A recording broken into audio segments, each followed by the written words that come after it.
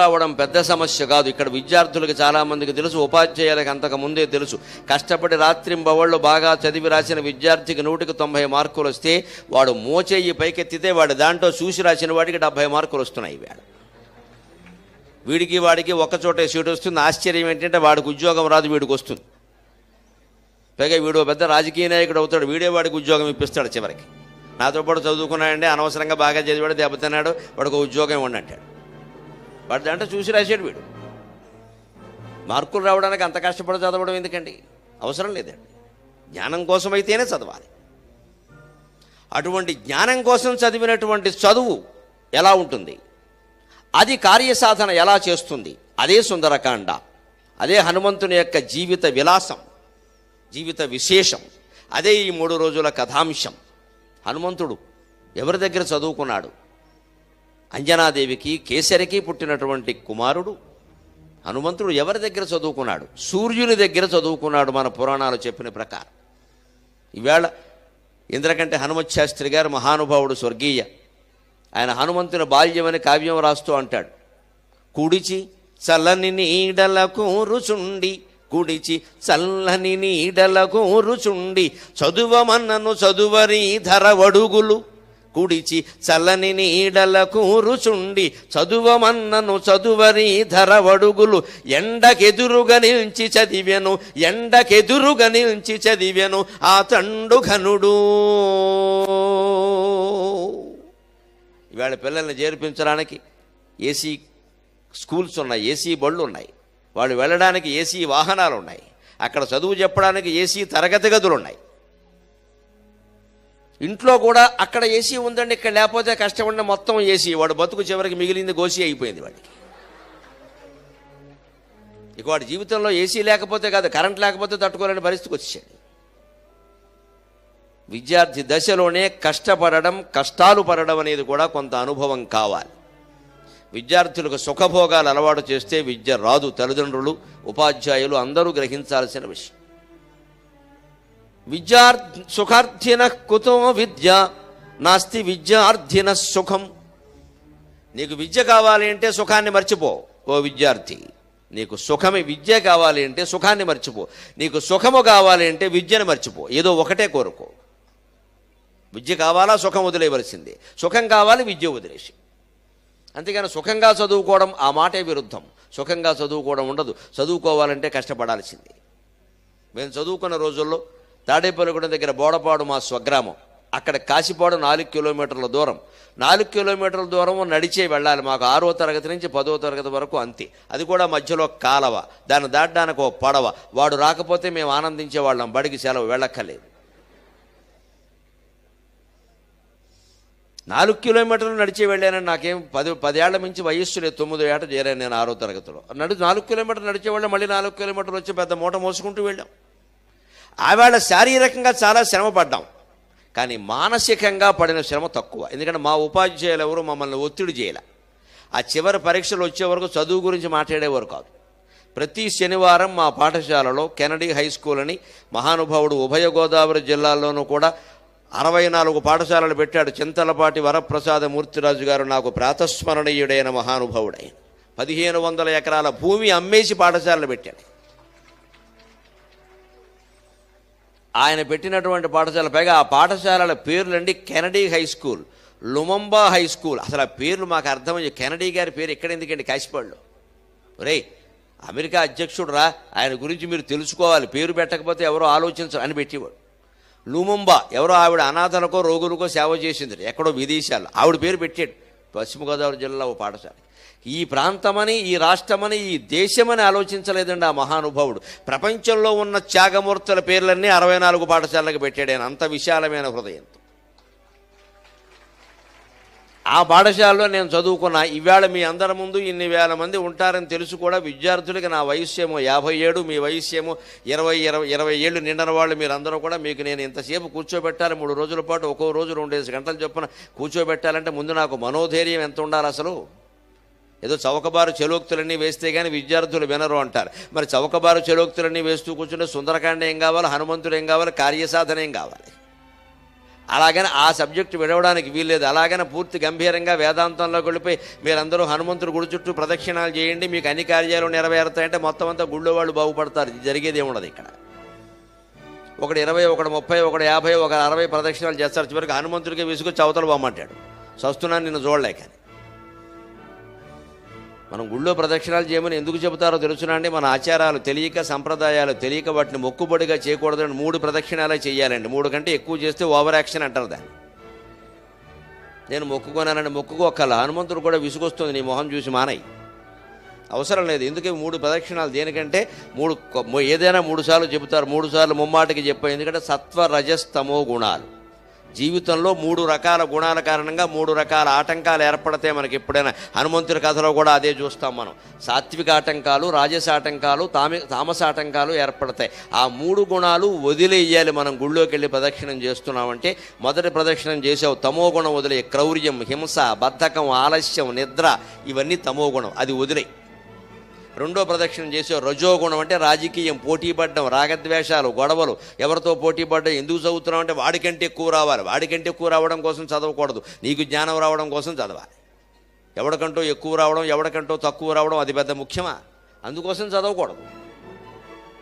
మీరు ఎందుకంటే కారు కొన్నారు అంటే మా తోడుకోళ్ళు కొందండి బాగుండదు. తోడుకోళ్ళు కొందంటే నువ్వు కొంటావా పని లేకుండా? ఏదో తెలుగులో ఓ సామెత ఉంటే పక్కింటి ఆవిడ పట్టిడ వేసుకుంది, ఈవిడికి వేసుకుందుకు ఏమీ లేక ఉరేసుకుందిటే. ఏదో ఒకటి వేసుకోవాలి కదా అని. పక్కింటి ఆవిడ హారం వేసుకుంది, నేను ఏదో వేసుకుంటా అని ఏమీ లేక ఉరేసుకుందిటే. అందుకంటే పోటీ. ఇదే రజోగుణం. ఇది మన అందరిలో ఉంది. ఇవాళ విద్యార్థుల్లో ప్రవేశించింది. ఎందుకంటే 3వ తరగతో 4వ తరగతో చదివే విద్యార్థి కూడా 25కి 18 మార్కులు సంపాదించి అమ్మకో నాన్నకో చూపిద్దామని ఆ ప్రోగ్రెస్ కార్డు పట్టుకుని ఇంటికి పెడితే did you get only 18 out of 25? Why didn't you get 25 out of 25? ఈ తల్లికి ఎప్పుడైనా వచ్చాయి 25కి 25? ఈ తండ్రికి వచ్చా? పిల్లల్ని అడిగాడు తేలిగ్గా, నీకు 25కి 25 ఎందుకు రాలా? నువ్వు టీవీ చూస్తున్నావు. నువ్వు సినిమా టీవీ చూడడం అంటే మహా నేరమా? మళ్ళీ మేము కనపడగానే మిమ్మల్ని టీవీలో చూసాం, అయితే నేరస్తుండ అనమాట నేను. టీవీ చూడడం నేరం ఎలా అవుతుందండి? చూడకూడని కార్యక్రమాలు కొన్ని ఉంటే ఉండొచ్చమ్మా, చూడవలసినవి కూడా చాలా ఉన్నాయి. అంటే టీవీ చూడాలి, సినిమా చూడాలి, క్రికెట్ ఆడాలి, అన్నీ ఆడాలి. దాని నుంచి ఏది గ్రహించాలో అది గ్రహించాలి.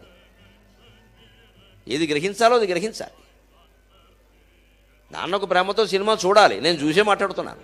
కానీ ఇలా జరిగితే అలా జరిగితే ఈ పిచ్చి క్యాలిక్యులేషన్ వేయకూడదు, బుర్ర పాడైపోతుంది.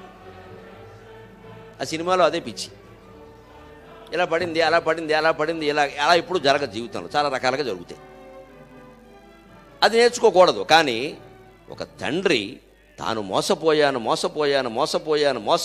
బాధపడుతుంటే ఎదుటివాడిని మళ్ళీ అంత మోసము చేసి ఆ తండ్రి కళ్ళల్లో నీళ్లు ఆనంద బాష్పాలుగా మార్చాడే జూనియర్ ఎన్టీఆర్. అది మనం చూడాల్సిందే, అది మనం నేర్చుకోవాల్సిందే. అంతే. ఆ సినిమా నుంచి అంతవరకే గ్రహించాలి. కాబట్టి ఆయన ఇలా పైకి పెట్టాడండి జుట్టు, నేను కూడా పెడతా, అది అనవసరం. ఆయన పైకి పెట్టడం ఏంటి? ఆ జుట్టు ఎవరిదనుకుంటున్నారు మీరు? ఉత్తర కొరియాలో ఈ మధ్యన హైడ్రోజన్ బాంబు పేలుస్తానని చెప్పాడు కిమ్ అని, వాడు అలాగే పెట్టాడు, చూసుకోండి. ఆ జుట్టు పైకి పెట్టడం, మీసం పెంచడం, తీసేయడం, ఇదే విషయం. ఇది సినిమా యాక్టర్ నుంచి నేర్చుకోవాల్సింది. ఆ మొత్తం సినిమాలో ఒక సందేశం ఉంటుంది. ఆ సందేశాన్ని అందుకోగలగాలి ఖచ్చితంగా. అప్పుడు సినిమాలు చూసినా తప్పేం లేదండి. ఏం చూడాలో అవి చూడాలి, ఏం తెలుసుకోవాలో తెలుసుకోవాలి. నేను నా పిల్లలతో సహా సినిమా చూస్తాను, ఇద్దరిని తీసుకెళ్ళి. మా ఆవిడ నేను నలుగురు వెళ్ళాల్సిందే. పైగా నెలకు 2 సినిమాలు చూడాల్సిందే, మాకు లెక్కది.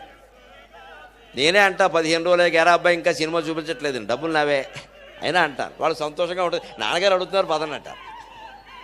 చూస్తాం ఏదో ఒకటి వాళ్ళ సంతోషం కోసం. ఆవిడ సంతోషిస్తుంది, పిల్లలిద్దరూ సంతోషిస్తారు. కానీ ఇంటికి వచ్చాక 1 గంట చర్చిస్తా ఆ సినిమా గురించి ఇద్దరు పిల్లలతో. నువ్వేం నేర్చుకున్నావు, నేను నేర్చుకున్నది ఇదిద్దా, చర్చిద్దాం.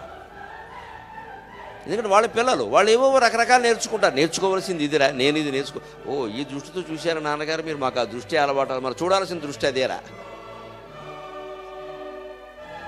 అప్పుడు ఖచ్చితంగా తెలుస్తుందండి ఏ దృష్టితో చూడాలో నేర్చుకోవాలి ఖచ్చితంగా. పోకిరి సినిమాలోనూ ఒక చిన్న సంఘటన చెబుతున్న విద్యార్థుల కోసం సరదాకి, ఏది నేర్చుకోవాలి. మహేష్ బాబు ఇంకో పక్కన ఇంకోటి ఉంటాడు, కిరాయి గుండాలు ఇద్దరు. వాళ్ళు ఒకడు పెద్ద, ఒకడు చిన్న రౌడీ, చిన్న రౌడీ. వీళ్ళు కిరాయి గుండాలు ఇద్దరు కూడా. ఏదో ఎవరినో హత్య చేస్తారు, చాలా తేలిగ్గా బ్లేడెట్ కోసేస్తారు ఇలా బజార్లో. తర్వాత వెనకాల జనం అగో వాళ్ళే అంటే వీళ్ళు పరిగెడతారు. ఇద్దరు పరిగెడుతూ ఉంటే ప్రేక్షకులకు ఉత్కంఠ, మహేష్ బాబు దొరికిపోతాడేమో. ఎందుకు దొరుకుతాడు? తెలుగు సినిమా దొరకడు. తెలుగు సినిమాలో దొరికిపోయేది ప్రేక్షకులు మాత్రమే, ఎవరో దొరకరు. అడ్డంగా బుక్ అయిపోతాం మనం 150 రూపాయలు ఇచ్చి. హీరో దొరికితే తెలుగు సినిమా ఎందుకు, హాలీవుడ్ సినిమా అవుతుంది. అవి సహజంగా ఉంటాయి. అసహజంగా ఉండమే తెలుగు సినిమా లక్షణం. వాడు దొరకడు. కానీ ఇందులో ఆ ప్రేక్షకుల కంగారు, అందులో మహిళా ప్రేక్షకులకు మరీ కంగారు. దొరికిపోతాడేమో. వీళ్ళప్పుడే ఆంజనేయ స్వామికి మొక్కేస్తారు దొరకకుండా ఉండాలని. వాళ్ళిద్దరూ పరిగెడుతూ ఉంటారు. వెంటనే వీళ్ళ ఉత్కంఠను పెంచడం కోసం ఆ డైరెక్టర్ చాలా గొప్పవాడు. మధ్య ఎదురుగా ఫ్యాక్టరీ గోడ పెట్టాడు, పెద్ద గోడ. అమ్మో దొరికిపోయాడు. ఇంకేం గోడ అడ్డం వచ్చింది. అప్పుడు సరిగ్గా చిత్రం జరుగుతుందండి. దర్శకుడి ప్రతిభ, గొప్ప తెలివి ఉపయోగించాడు. ఈ రెండో వాడు ఆ గోడ దగ్గరికి వెళ్ళాక అడ్డంగా ఇలా వంగుంటాడు. వీడు వాడి మీద ఎక్కి గోడ ఎక్కేస్తాడు. చప్పడు కొడిచారు మొత్తం ఆలంటే. భలే దూకేశాడు మహేష్ బాబు దాటిపోయాడు. వాడు గోడ ఎక్కాడు, అయిపోయింది. తర్వాత వీడిని పైకి లాగుతాడు, వెళ్ళిపోయాడు. మన ఆ దర్శకుడు ప్రతిభ, భలే మహేష్ బాబు తప్పించుకున్నాడు అంటున్నాం. కానీ ఆ సంఘటన నుంచి మనం గ్రహించాల్సిన సందేశం, మహేష్ బాబు పైకి గోడ ఎక్కగానే దూకి పారిపోలేదమ్మా. తాను ఎక్కడానికి సహకరించిన కిందవాడిని చెయ్యట్టి పైకి లాగి ఇద్దరూ కలిసి పారిపోయారు. అది నేర్చుకోవలసిన విషయం. నువ్వు జీవితంలో పైమెట్టు ఎక్కడానికి, పర్వతారోహణ చేయడానికి నీ తల్లిదండ్రులో, నీ ఉపాధ్యాయులో, నీ బంధుమిత్రులో ఎవరు సహకారం చేశారో వాళ్ళని ఉద్ధరించడం ఎట్టి పరిస్థితుల్లో మర్చిపోక మిత్రమా. అది చాలా ముఖ్యం. అందుకని మహేష్ బాబులాగా మనం కూడా కిరాయి గుండాలాగా తయారవ్వడం, వాడిని చంపుతాం వీడిని చంపుతాం ఉండడం, తప్పించుకోవడం, ఇందుకోసం ఆ సినిమా. దానికోసం సినిమా ఎందుకండి? ఖచ్చితంగా సినిమాల నుంచి గ్రహించాల్సిన విషయాలు ఉన్నాయి, కానీ ఇది గ్రహించాలి. అంచేత ఒకసారి ప్రదక్షిణం చేశామంటే తమో గుణం వదిలేయాలి. రెండోసారి చేశామంటే రజోగుణం పోటీలు పడడం వదిలేయాలి. మూడోసారి ప్రదక్షిణం చేశామంటే సత్వగుణం, మంచి పనులు చేస్తాం. కళాశాలలు పెడతాం, గుడులు కట్టిస్తాం, బడులు పెడతాం, చెరువులు తవ్విస్తాం, అనాథ శరణాలయాలు కడతాం, విరాళాలు ఇస్తాం. కానీ నేనే ఇచ్చానండి, నా అంత గొప్పవాళ్ళు ఎవరూ లేరండి, నేను ఇవ్వకపోతే ఏముందండి అని చెప్పుకుంటాం. దీని సాత్విక అహంకారం అంటారు. అది కూడా వదిలేయాలి. మనం ఇవ్వడం అనేది అందరూ బాగుండాలని ఇచ్చాను తప్ప ఊరికే మన గొప్ప కోసం కాదు. దానివల్ల అందరూ బాగున్నారు చాలు, అంతే, అంతకంటే ఒక్కల. లేకపోతే అది కూడా ఒక బంధం అయిపోతుంది. మళ్ళీ పుణ్యం కూడా ఒక బంధం అయిపోయి మళ్ళీ రకరకాల జన్మలు ఇస్తుంది. మళ్ళీ ఆ జన్మలో మళ్ళీ పాపాలు చేసామంటే మళ్ళీ రకరకాల దుఃఖాలు అనుభవించాల్సింది. ఈ మూడు గుణాలు వదిలేయడమే ఆంజనేయ స్వామికి ప్రదక్షిణం. మొదటి ప్రదక్షిణం చేశాం, తమో గుణం వదిలేసాం. రెండో ప్రదక్షిణం చేశాం, రజోగుణం వదిలేసాం. మూడో ప్రదక్షిణం చేశాం, సత్వగుణం వదిలేసాం. లోపలికి వెళ్ళాం, గంట కొట్టాం, స్వామివారిని దర్శించామంటే స్వామివారు గుణాతీతమైన వ్యక్తి. ఖచ్చితంగా స్వామి నన్ను గుణాతీతంగా ఎదిగేలా చెయ్యి అని దండం పెట్టాం ఖచ్చితంగా. అందుకే లోపల గుళ్ళోకి వెళ్ళాక ఏం జరుగుతుందో చూడండి. మన హిందూ దేవాలయ వ్యవస్థ ఎంత గొప్పదో అర్థమవుతుంది. ఇన్ని ప్రదక్షిణాలు చేసి మనం లోపలికి వెళితే పూజారి గారు అంటాడు, బాబు ఆత్మ ప్రదక్షిణ నమస్కారాన్ని సమర్పయామి, మీ చుట్టూ మీరు తిరగండి అమ్మా, మీ చుట్టూ మీరు తిరగండి. అంటే అర్థం ఏమిటి? దేవుడు ఏమంటున్నాడు, ఇంతవరకు నా చుట్టూ తిరిగేవరా, దానివల్ల నీకు అర్థమయ్యేది ఏలేదు, నీ చుట్టూ నువ్వు తిరిగి అప్పుడు విషయం అర్థమవుతుందని చెప్పాడు. మన చుట్టూ మనం తిరగడం అంటే కళ్ళు తిరిగేలా గిరగరా తిరగకూడదు, ఆసుపత్రిలో పడతాం. మన చుట్టూ మనం తిరగడం అంటే నేనెవరు, నేను ఈ శరీరమా, ప్రాణమా, ఇంద్రియాల, మనస్సా, బుద్ధ, నేనెవరు అని కనీసం ఓ 25 ఏళ్ళు దాటాకైనా 50 ఏళ్ళు దాటాకైనా ఆలోచించడం మొదలు పెట్టాలి. నేనంటే ఈ శరీరమే అనుకోకూడదు. అదే మన చుట్టూ మనం తిరగడం. ఆత్మ ప్రదక్షిణం అంటే అర్థం అది. మనమేమిటి, మన జీవితం ఏమిటి, అసలు మన శరీరం ఏమిటి? రాత్రి పడుకుని కలగంటున్నాం, అందులో కూడా మనం ఉన్నాం కదా, మరి వేరే వాళ్ళు కూడా ఉన్నారు కదా. ఆ శరీరాలన్నీ ఎలా వచ్చాయి, అవన్నీ ఎవరు ధరించారు? అవన్నీ నేనే ధరించాను కదా. అంటే రాత్రిపూట కలగని ఇన్ని శరీరాలు నేనే ధరించి, నేనే ఆడవాళ్ళై, నేనే మగవాళ్ళై, నేనే చెట్లై, నేనే పుట్టలై, నేనే కొండలై, నేనే కోనలై, ఇంత విలాసాన్ని నేను చేయగలిగినప్పుడు రాత్రివేళ భగవంతుడు కూడా ఈ ప్రపంచాన్నంతా సృష్టించి తానే సృష్టి అంతా నిండిపోయి తానే మొత్తం పిల్లలై, పెద్దలై, గొడ్డై, గోదై, పిల్లై, మేకై, సమస్తమై ఒక విలాసాన్ని, ఒక విన్యాసాన్ని సాగించలేడా? ఈ సృష్టి మొత్తం భగవంతుని యొక్క క్రీడా విలాసం కాదా అని ఒక్కసారి అర్థమైంది అంటే జీవితం అంతా తేలిగ్గా హాయిగా ఉండదండి. ఇది జీవితం అంటే. ఎంత హాయిగా అంటే అంత హాయిగా ఉంటుంది.